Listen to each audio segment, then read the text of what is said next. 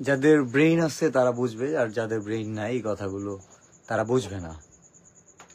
শুরুতেই বলি, এই বইটা 1000 টাকা বিক্রি করতেছি। 100 টাকার একটা বই নাকি 1000 টাকায় বিক্রি করতেছি। এটা প্রতারণা নাকি হচ্ছে? ব্রেইন থাকলে বোঝার কথা। রং তুলি দিয়ে একজন শিল্পী, একজন চিত্রশিল্পী, সে একটা পাখির ছবি আঁকলো, সেটা সে 1 কোটি টাকাও বিক্রি করতে পারবে। যাদের ব্রেইন আছে তারা বুঝবে। 1 ভরি স্বর্ণের দাম প্রায় 2 লক্ষ টাকা, 100 ভরি স্বর্ণের দাম প্রায় 2 কোটি টাকা। একটা কোরআন শরীফ 400-500 টাকায় পাওয়া যায়। কিন্তু একটা কোরআন শরীফ একটা হরফের সাথে 100 ভরি কেন, 1000 ভরি স্বর্ণও কিন্তু সমতুল্য হবে না। কোরআন শরীফের একটা হরফের মূল্য যা 1000 ভরি স্বর্ণের মূল্যের চেয়েও বেশি, অথচ 1000 ভরি স্বর্ণের দাম প্রায় 100 ভরি 2 কোটি টাকা হইলে 100 ভরি তাইলে 20 কোটি টাকা। বুঝতে পারতেছেন? ব্রেইন থাকলে বোঝার কথা, ব্রেইন না থাকলে বুঝবেন না এগুলো। একজন শিল্প, যদি আপনার ভিতরে এমন কোন শিল্প থাকে, সেটা আপনি বিক্রি করবেন, সেটার দাম কত হবে? এটা বাজারের মাছ নয় যে আপনি 500 টাকায় কিনে 1200 টাকায় বিক্রি করতেছেন, যে ভোক্তাধিকার আপনাকে বলবে, জরিমানা করবে। হ্যাঁ, সেই ক্ষেত্রে তো করবেই। আমি এই বইটা বিক্রি করতেছি সিগনেচার ছাড়া না, আমার সাইনের ভ্যালু। যদি ব্রেইন থাকে বোঝার কথা, নাম না কাজেও থাকতে হবে। বুঝতে পারতেছেন? বুঝতে হবে ভাই, ব্রেইন থাকতে হবে। একটা বই 1000 টাকায় পাওয়া যাচ্ছে, তাই তো? 1000 টাকায় অনেক কিছুই পাওয়া যায়। 1000 টাকায় বাজার পাওয়া যায়, খাবারের দরকার আছে, তাই তো? একটা বইয়ের দাম 1000 টাকা। শর্টস অফ বিল্লাল 90 দিনে যে 45-44 লক্ষ টাকা ইনকাম করছে, তার মানে তার প্রতিদিন ইনকাম ছিল 50,000 টাকা। 24 ঘন্টা একদিন। ব্রেন থাকলে বোঝার কথা। ঘন্টায় 2000 টাকার উপরে ইনকাম, যার প্রতি মিনিটে 33 টাকা ইনকাম করতো। একটু অবাক লাগে না? এগুলো নিয়ে কথা বলা যেত না? শুনতে একটু খারাপ শোনা যায়, লজ্জা লাগে আর কি। যার মিনিটের ইনকাম 33 টাকা ছিল, একটা বই অর্ডার নিতে গেলে যে পরিমাণ সময় যায়, যে টাইমটা যায়, একটা সিগনেচার, এইটার ভ্যালু সবকিছু মিলায়া যদি হিসাব করেন,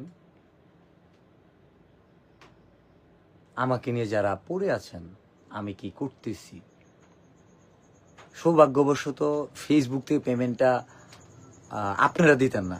আপনারা দিলে মেনে নিতে পারতেন না। এই চাল্লানের কন্টেন্ট বলে শর্টস অফ বিল্লাল কিভাবে 15 লক্ষ টাকা 16 লক্ষ টাকা ইনকাম করে, গল্প শোনায়, একটু ভালো করে শোনার দরকার আছে। শর্টস অফ বিল্লাল চাল্লানের কন্টেন্ট বলতো, বুঝছেন? সারাদিনে 20 সেকেন্ড একটা কন্টেন্ট, আমার ফ্যানরা জানে, সারাদিনে একটা 20 সেকেন্ডের কন্টেন্ট দিতাম, তাহলে 3 দিনে আমি 1 মিনিট দিতাম। ক্লিয়ার? 1 মাসে 10 মিনিটের কন্টেন্ট দিতাম। সব মিলে আমি 1 মাস যে ভিডিওটা বানাইতাম, সেই ভিডিওর সময় হচ্ছে গিয়ে ডিউরেশন হচ্ছে 10 মিনিট। 3 মাসে 30 মিনিট ভিডিও বানাইছি। ওই ভিডিওর পিছনে মেহনত করছি, শ্রম দিছি, অনেক সময় দিছি, কিন্তু ইন্টারনেটে মাত্র 3 মাসে 30 মিনিটের ভিডিও ছাড়ছি, আপলোড করছি, 30 মিনিটে 44 লক্ষ ইনকাম করছি। আমার 1 মিনিটে 1.5 লাখ টাকা আর্নিং ছিল। বুঝতে পারতেছেন? ব্রেন থাকলে বোঝার কথা, শুধু নাম দিলে হবে না, কাজ থাকতে হবে। মিস্টার ব্রেইনলেস, আমি আপনাকেই বলছি, ব্রেইন থাকলে বোঝার কথা। এটা ভক্তদের ভালোবাসা,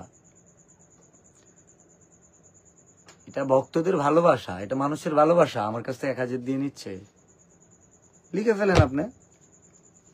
আপনার ভালোবাসলে আমি 1 লাখ দিয়েও নিতে পারি, আপনার ভক্তরাও নিতে পারে। থরসব বিলাল স্বর্ণের আংটি পাইস, আরো স্বর্ণের আংটি আরেকটা কিনে দিয়ে দিস। এটা থরসব বিলালের যে পরিমাণ গিফট আমি পাই, আমি তো রেখে দিই না, আমি দিয়ে দিই। ওই তুলনায় তারা যা দিচ্ছে ওইটা কিছুই না। কারণ এগুলো সবই মানুষের জন্য, আমার জন্য না।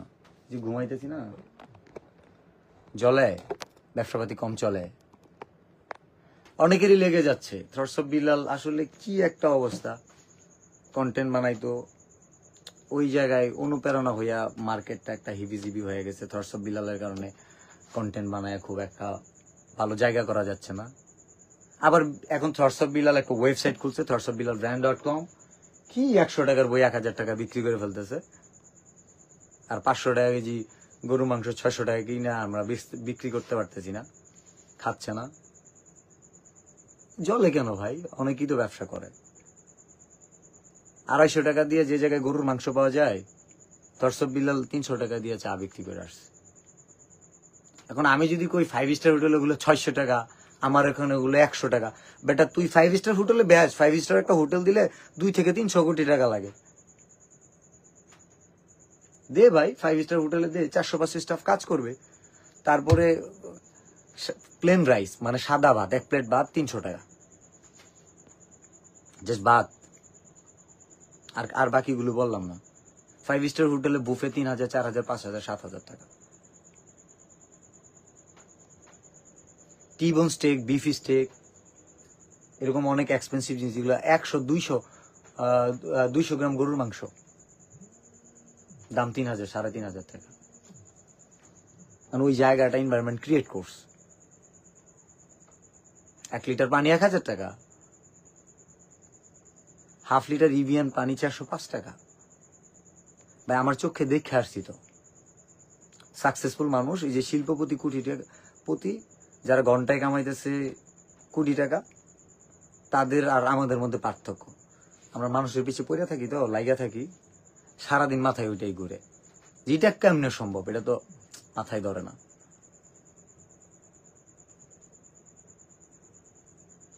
কেন রে ভাই, কি সমস্যা? ব্যবসা হয় না? আইডিয়া শেয়ার করবো।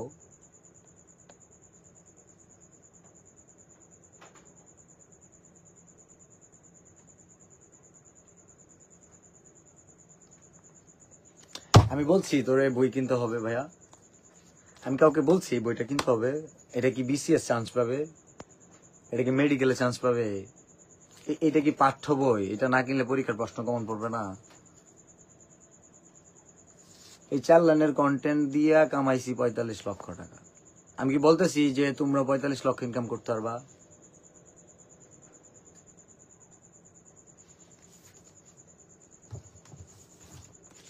কন্টেন্টটা শোনাই কোন পৃষ্ঠায় জানিয়েছিলাম।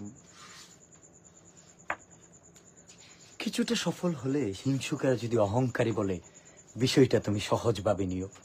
পথের কাঁটা সরিয়ে তাদের পথ দেখিয়ে দিও। প্রতিহিংসা নয়, পারলে ভালোবাসা দিয়ে করো জয়। বিনয়ীদের জন্য সিংহাসন, আর অহংকারীদের জন্য সুনিশ্চিত পরাজয়। ওই যে বলছি না, কিছুটা সফল হলে হিংসুকেরা যদি অহংকারী বলে, বিষয়টা সহজভাবে নিও। আমি কমেন্টে যেগুলো দেখি যে আমাকে বলতেছে অহংকারী, আমি মাঝে মাঝে চেক করি, দেখি তার কি অবস্থা। নিতে পারে না, একটু ঘাটলে বোঝা যায় হজম শক্তি কম, প্রতিহিংসা পরায়ণ, অন্যের ভালো দেখতে পারে না, তারাই বলবে অহংকারী। লজ্জা লাগে। মানে মানুষের বয়স হইলে যথেষ্ট, একটা মানুষ যদি সিনিয়র থাকে, তার সিনিয়র একটা রোল থাকে, এটা প্লে করতে হয়।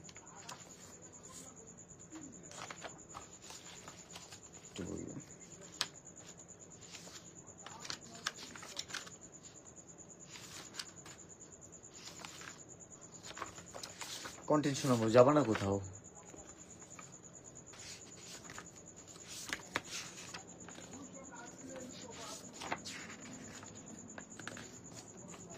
এগুলাই নিতে পারে না, আর এরপরে কি নিবে ভাই?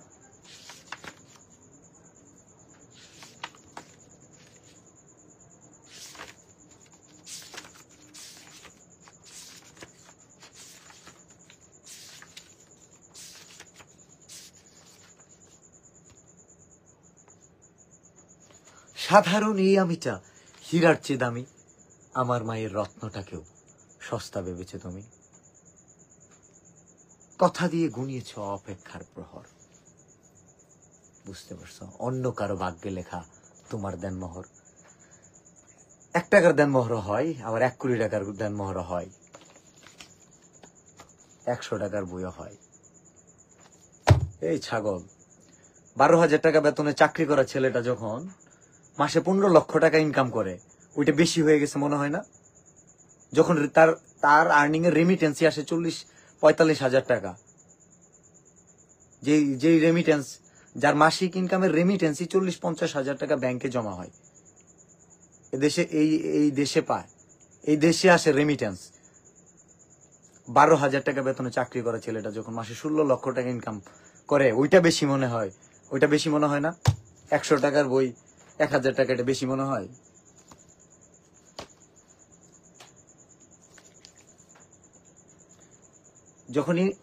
যখন একটা মানুষ তার ইনকামের 16 গুণ বেশি ইনকাম করে জাস্ট সময়ের ব্যবধানে, তো তার বইটার দাম 16 গুণ বেশি হইতে পারে না? আর আমি তো এটা ফিউশন দিয়ে দিছি ভাই, আমি সিগনেচার করে দিব।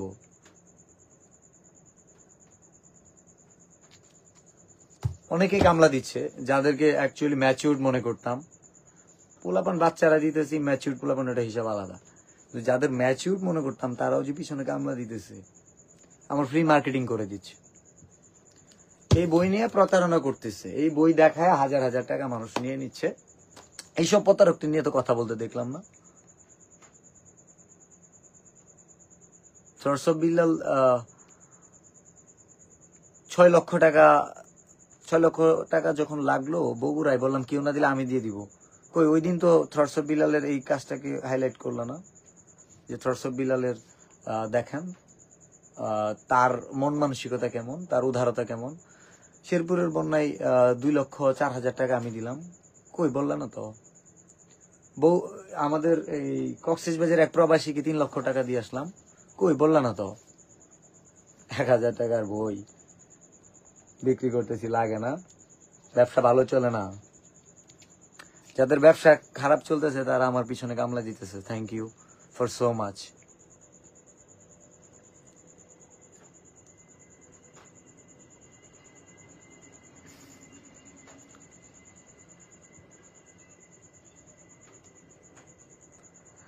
জাস্ট এটা বুঝো, থটস অফ বিল্লালের পেজ নাই, থটস অফ বিল্লাল কন্টেন্ট বানায় না, তবুও থটস অফ বিল্লাল কে নিয়ে তোমরা পইরা থাকো। তাহলে তোমরা পিছনে আছো না সামনে আছো, জাস্ট একটু বুঝে নিও।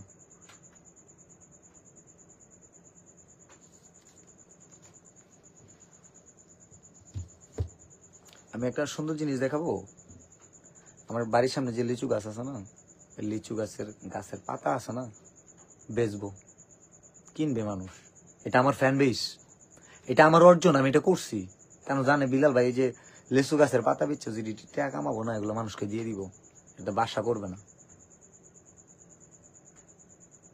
এগুলো কিছু করবে না, জানে। দোকান খুলবে না বিলাল ভাই, এটা সবাই জানে। আগামীকাল থেকে আমি যদি বলি লিচু গাছের পাতা বিক্রি করবো, কিনবে।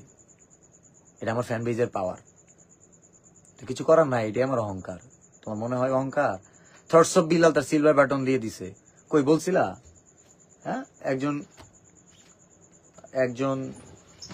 ইউটিউবার, একজন ছোট ইউটিউবার, যার ইউটিউবে যার ভিডিও দেখে না মানুষ, ভিউজও হয় না, কিন্তু তার মনটা কত বড়, তার ফ্যানদের সে কেমন ভালোবাসে। ভালো কিছু তখন বলতে মন চায় না। হ্যাঁ ভাই, থটস অফ বিল্লালকে দেখলাম যে ফেসবুকে সার্চ করলাম, হ্যাশট্যাগ দিয়ে 2,90,000 ভিডিও এখন পর্যন্ত আপলোড হয়েছে। থটস অফ বিল্লাল মার্কেটে নতুন আসছে, আর যারা লাভ পারতেছে অনেকে হ্যাশট্যাগই নাই, মানে তাদের নিয়ে ভিডিও কেউ বানাই না। সো আসতেছে থটস অফ বিলালকে নিয়ে কথা বলি, আমার নিয়েও কিছু বলুক মানুষ। দেখলাম অনেকের আবার দেখলাম যে সোশ্যাল মিডিয়াতে সব মিলে ভিডিওই 13,000, এর মধ্যে নিজেদেরই 12,000 ভিডিও। একজন শিল্পী, একজন আর্টিস্ট 50 টাকার রং তুলি দিয়ে সে চিত্র আঁকবে, সে 5 কোটি টাকা বিক্রি করতে পারবে, কারণ এটা খাদ্য দ্রব্য, বাসস্থান, শিক্ষা, চিকিৎসার অংশ নয়, এটা একাডেমিক শিক্ষার নয়। কথাগুলো রিজার্ভ রাখতে হয় কাগজের মধ্যে, দ্যাটস ওয়াই এটার নাম বই। এটা হচ্ছে এটা ভেঙে যাওয়া হৃদয়ের আর্তনাদ, একটা গর্জন। এটা যারা কিনে তারা বুঝবে। কি করবে, সবাই থটস অফ বিলালের কাছে আসে। এন্ড এক সময় কেন এই কন্টেন্ট ক্রিয়েটরদের, অনেক কন্টেন্ট ক্রিয়েটরদের জলে, আজকে এটা কার্ড দিতে পারেন, কেন কন্টেন্ট ক্রিয়েটরদের এত জলে আমাকে নিয়ে, বা এখন কেন বেশি জলে আমি বলি। এক ধরনের হিংসুক প্রজাতির লোকজন ছিল, তারা সংখ্যায় ছিল হাতে গোনা কয়েকজন। তো তাদের জন্য যে বরাদ্দটা আসতো, বা তারা যে জায়গা থেকে সফলতার সন্ধানটা খুঁজতো, হ্যাঁ, আলাদিনের প্রদীপটা পাইতো, ওই প্রদীপটা যে জায়গাতে পাওয়া যেত শুধু তারা জানতো। তারা চোরের মতো থাকতো, কাউকে বলতো না, বললে জেনে যাবে, জেনে গেলে যদি প্রদীপের কম পড়ে যায়, সফলতার আলোর যদি কম পড়ে যায়, বলতো না। কিন্তু থটস অফ বিলাল আসলো, সে সফলতার আলো পাইলো, এই আলো ছড়ায় দেওয়ার চেষ্টা করলো, যেন অন্ধকারে থাকা মানুষগুলো আস্তে আস্তে আলোর সন্ধানে আসতে পারে, এখানে আলো নিয়ে আরো মানুষকে আলোকিত করতে পারে, নিজের পরিবার, নিজের সমাজকে। এটাই হয়ে গেল থটস অফ বিলালের দোষ। কারণ তখন ধরেন একটা জায়গায় ইন্টারভিউ হবে, এখানে 10 জন মানুষের চাকরি হবে, তো ইন্টারভিউ দিত 20 জন মানুষ, এর মধ্যে 10 জনের চাকরি হয়ে গেছে। থটস অফ বিলালের কারণে, থটস অফ বিলাল যখন জানাইলো এই জায়গায় ইন্টারভিউ হয়, যারা মেধাবী আছো, যাদের ট্যালেন্ট আছে, ক্রিয়েটিভিটি আছে, তারা তোমরা এখানে চেষ্টা করতে পারো, আমি সফল হয়েছি। তো এটা দেখে 10,000 মানুষ শুরু করলো। এই যে এতে করে এই যে 20টা মানুষের মধ্যে 10টা মানুষ সুযোগ পাইতো, এগুলো সিরিয়ালে নাই, এগুলো ডে বাই ডে পিছাই যেতেছে।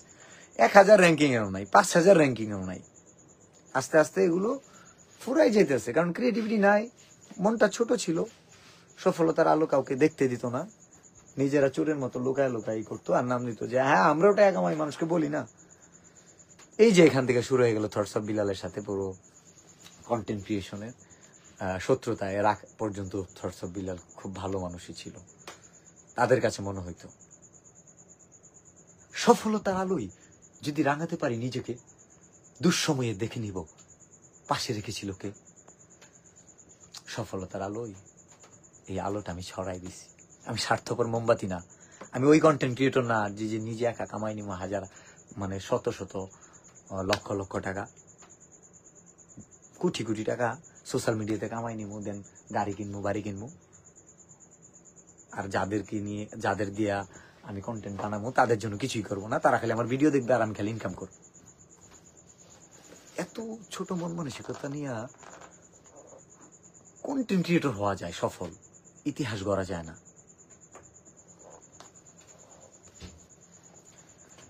তো আমি চাই ক্রিয়েটিভ মানুষরা, এখানে কম্পিটিশন থাকুক ভাই। মেডিকেলে পড়াশোনা করলে ভালো ক্যারিয়ার আছে, তাই না? ডক্টর, ইঞ্জিনিয়ার হইলে ভালো ক্যারিয়ার আছে। উচ্চশিক্ষার জন্য মানুষ বিদেশ যায়, ওই দেশ সম্পর্কে জানে, তাই না? অনেকে আমেরিকা, ইংল্যান্ড, বিভিন্ন জায়গায় জব করতেছে। বাংলাদেশে অনেক মানুষ আছে উচ্চশিক্ষার জন্য বিভিন্ন দেশে আছে, জার্মানিতে পড়াশোনা করতেছে। নিশ্চয়ই তাদের জানাইছে কেউ, অথবা তারা ইন্টারনেটের মাধ্যমে জানছে, অথবা তার পরিবারের কেউ জানাইছে, আত্মীয় স্বজন কেউ জানাইছে, নিশ্চয়ই জানাইছে। তো থটস অফ বিলালও বুঝাইছে যে আমেরিকা থেকে ডলার আসছে, কন্টেন্ট ক্রিয়েশন একটা প্ল্যাটফর্ম, এখানে কাজ করা যায়, সুযোগ আছে। কিন্তু জানাইতে গিয়ে হইল কি, কিছু চুরের মতো যাইতো, ওরাই শুধু কামাইতো, বাকিরা কামাবে কেন? বাকিরা কেন ইনকাম করবে?